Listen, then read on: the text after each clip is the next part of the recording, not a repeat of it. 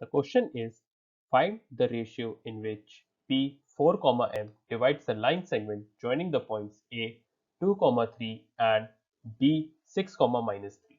Hence, find M. Now we know that the section formula of a point P, which is x, y, which divides a line segment A, that is x1, y1, and B x2, y2 in the ratio m is to n is x, y is equal to m of x1 plus n of x2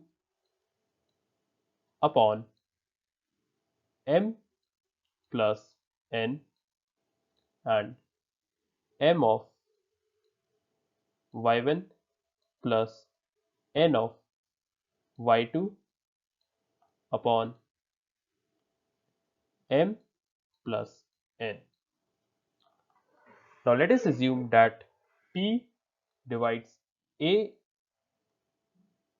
B in the ratio k is to 1. Therefore, 6k plus 2 upon k plus 1 is equal to 4.